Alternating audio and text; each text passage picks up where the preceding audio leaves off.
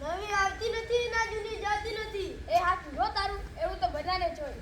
ગઈકાલે મારી પત્નીને મેં ફોન કર્યો અને કીધું તેને પિયર ગયા 10 દિવસ થઈ ગયા તોય મને યાદ જ નથી કરતી અને એમ કે ચારે બાજુ તમે દેખાવ છો.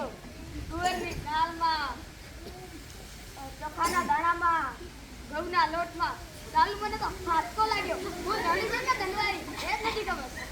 એ હા ભાઈ હા, કાગડા બધે કાળા જ હોય. તારી વાત તો એકદમ સાચી હો ભાઈ.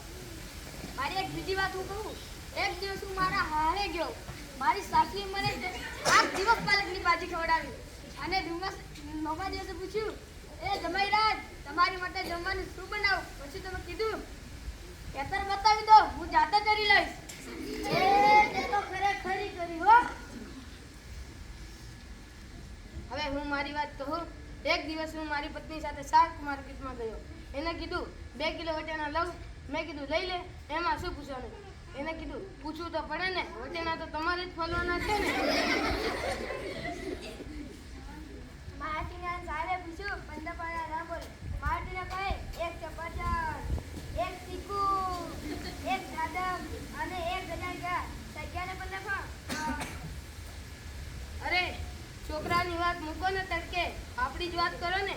આપણા ઘરે છોકરો જન્મે એટલે એની માં કહે નાક તો મારા જેવું છે, અને એના પપ્પા કહે આંખો તો મારા જેવી છે, અને એના કાકા કહે વાળ તો મારા જેવા છે, અને એના મામા કહે આયુષ્ય તો મારા જેવું જ છે ને. પછી એ છોકરો મોટો થઈને ના કરવાનું કરે ને ત્યારે બધા કહે આ હરામખોર કોના જેવો છે. અમેરિકામાં પહેલી વાર હોશિયારો તો કહે she is very talent, અને આપણા ગુજરાતમાં ફલાણાની વહુ તો બધાને રહેતી ખાય એવી છે.